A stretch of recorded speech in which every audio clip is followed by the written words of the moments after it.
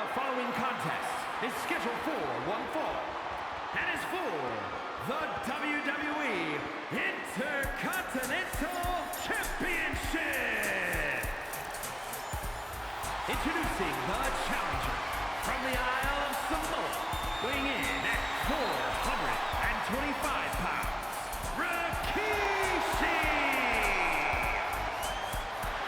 And his opponent from Vienna, Austria, weighing in at 297 pounds, he is the WWE Intercontinental Champion, Gunther. The opening contest is between Rikishi challenging Gunther for his Intercontinental Championship.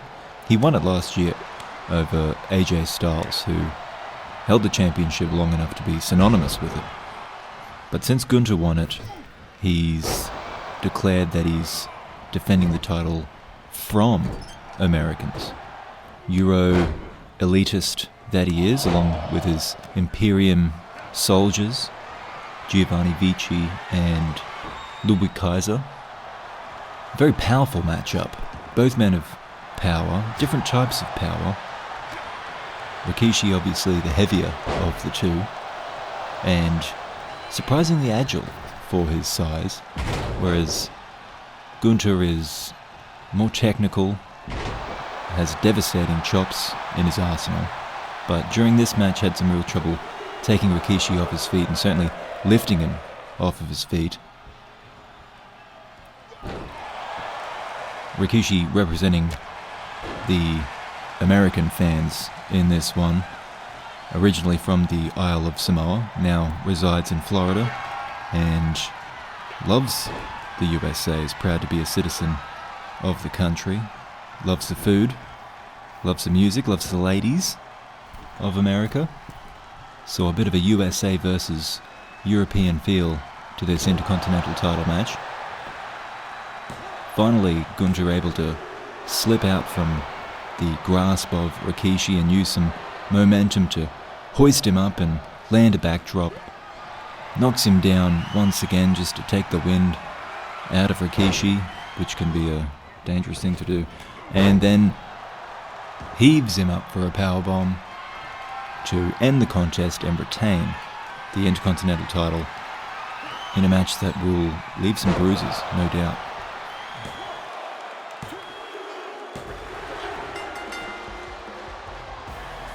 Here is your winner, and still WWE Intercontinental Champion, Gunther.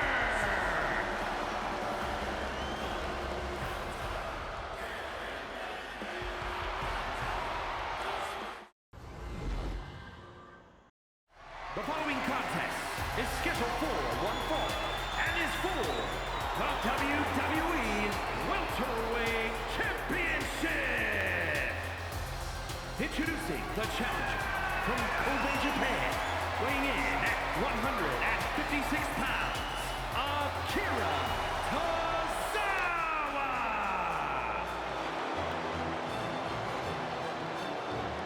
And his opponent from Moscow, Russia, weighing in at 187 pounds, he is the WWE Welterweight Champion, Ijla Dragunov.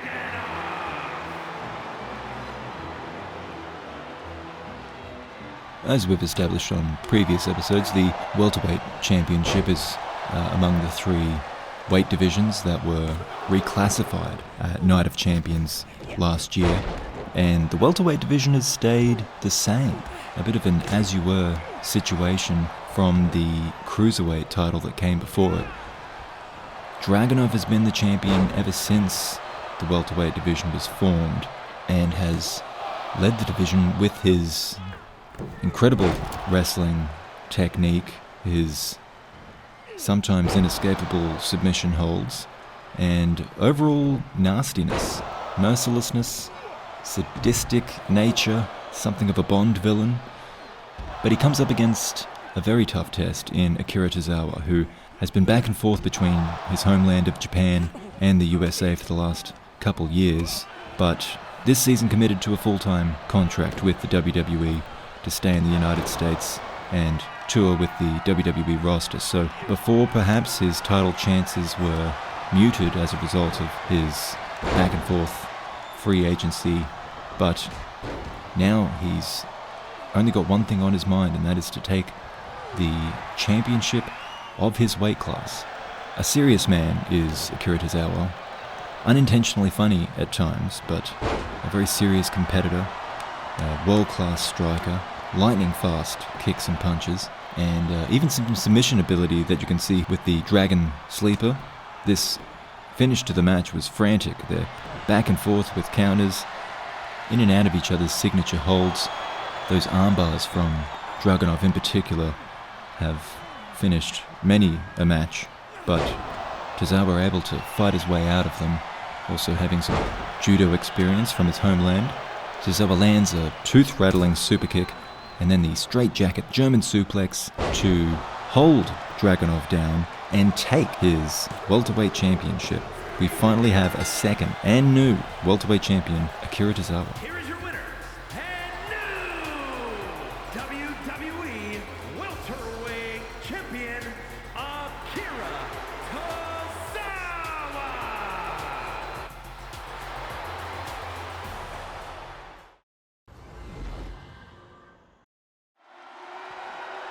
The following contest is scheduled for one fall and is for the WWE Middleweight Championship. Introducing the challenger from Woodstock, Georgia, weighing in at 230 pounds, Bron Breakker. And his opponent from Pittsburgh, Pennsylvania, weighing in at 237 pounds. He is the WWE Middleweight Champion, Kurt Angle. The middleweight division is very different from the welterweight division in that it's in a state of flux. You have veterans such as Kurt Angle, the champion, and AJ Styles that are still at the top, but there are a number of tremendous young talents coming through the ranks at middleweight that have their eye on the top prize. Bron Breakker fits that bill. A second-generation wrestler,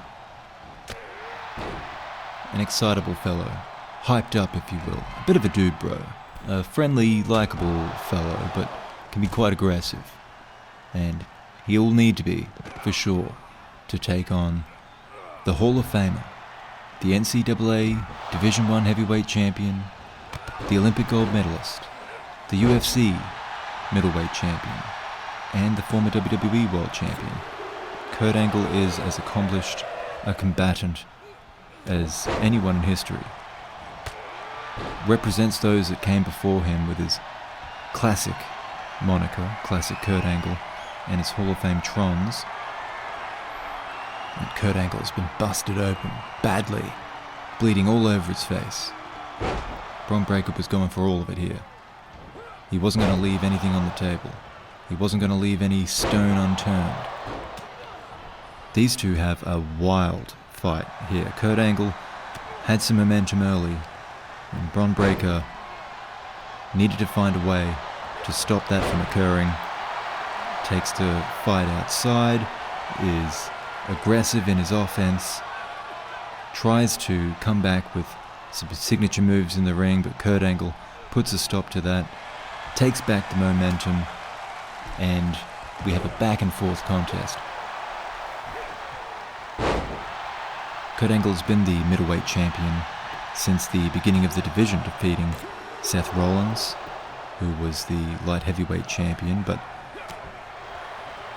that change was not as fluid as the cruiserweight to welterweight division change, as the light heavyweight championship was rather undervalued and not competed for by top talents the way that the middleweight championship has been. A wonderful combination from Kurt Angle is the finish to this match. The Angle Slam, And as he puts in the ankle lock, the referee notices something of interest in the audience, but eventually his attention is regained to the contest at hand, and he witnesses the submission of Bron Breakker to crown Kurt Angle and still the WWE Middleweight Champion.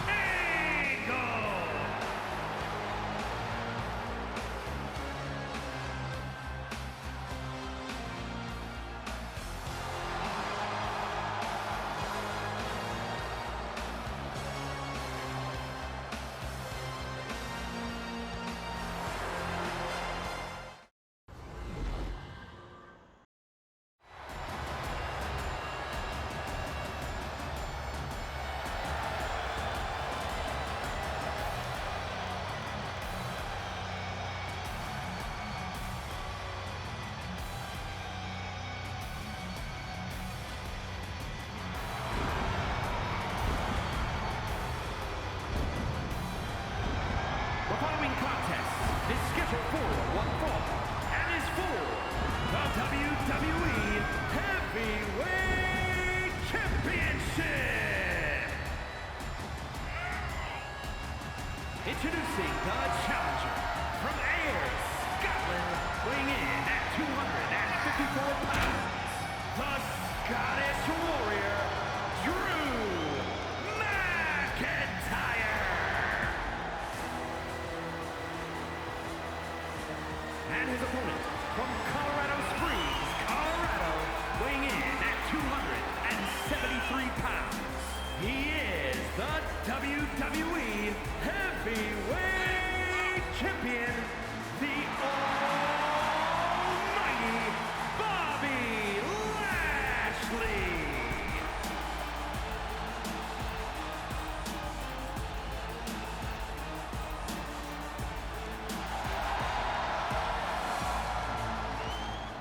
This, of course, is a rematch from the bout that was the main event of the opening Raw of the season. The Heavyweight Championship was on the line at that time as well. Bobby Lashley, having won the WWE Heavyweight Championship at WrestleMania 16, now has his second title defense against the same man, the Scot, Braveheart himself, Drew McIntyre.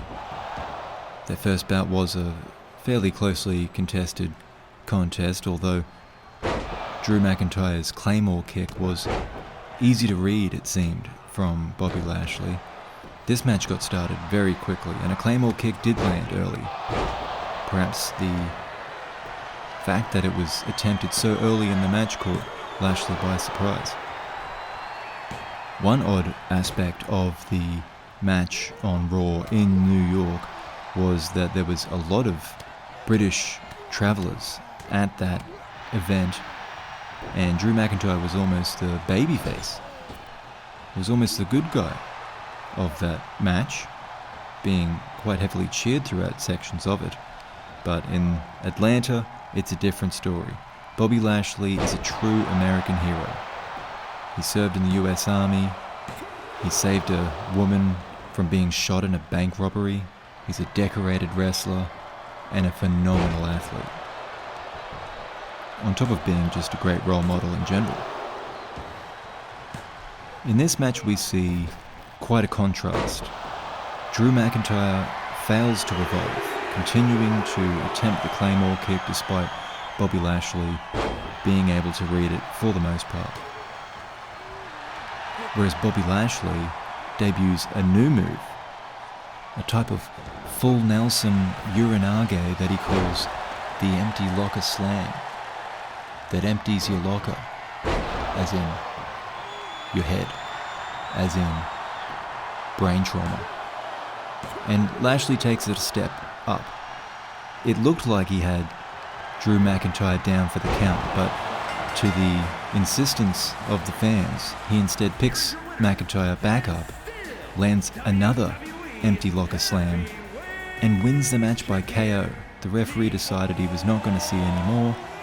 Drew McIntyre was done, and the referee called an end to the match.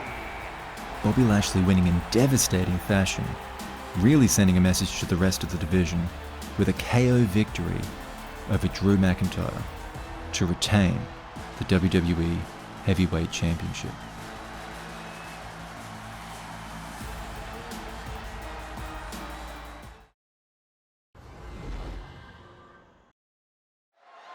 The following contest is a steel cage match and is for the WWE Championship. Introducing the challenger from Venice Beach, California, weighing in at 303 pounds, the Immortal Hogan.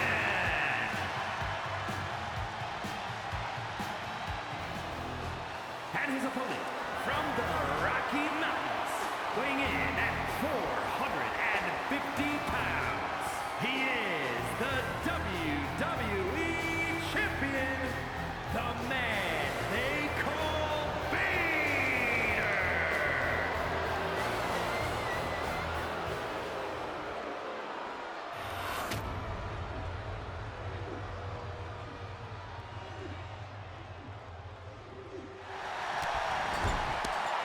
It is notable of this cage match as well. Not only is it first blood, but there are no escapes. There must be a winner, and that will be decided by who makes the other bleed first. The rivalry between Vader and Hulk Hogan goes back many years. Vader emerged as an unstoppable monster, defeating Hogan at his first attempt at the title and ending Hogan's third reign as the WWE World Champion. This began a long rivalry between the two that saw them trade the title for years to come. A contractual dispute meant that Vader left the company, had a stint in WCW for a time, and then went to Japan, where he remained until a couple of years ago. The latter years of his time in Japan saw him compete in death matches. Barbed wire, glass, fire, all sorts of insanity. He brought that insanity back with him to the States when he signed a contract with the WWE, and since winning the title, has insisted upon matches of this ilk to his contenders. Both of these men are toward the end of their careers, though both still, of course, very much dangerous competitors, and perhaps most notably, big stars. Again, this is a rivalry that goes back a long time, and that's why we see this match as the main event. On top of the fact that it's a special match, a cage match doesn't come around all that often. It's also with a first blood stipulation. All of this came about when Hulk Hogan requested this match of Vader, and in negotiating it, Vader had certain prerequisites, including these stipulations. So there's a lot on the line going into this match. And given the last two championship matches had the champions bleed and continue the match, it was said by some fans that this first blood stipulation was quite anticlimactic. In my mind, it makes it even more of a screw job though, because Hogan could have won if Vader didn't force this situation and win the match cheaply, so to speak. And it certainly garnered heat for Vader.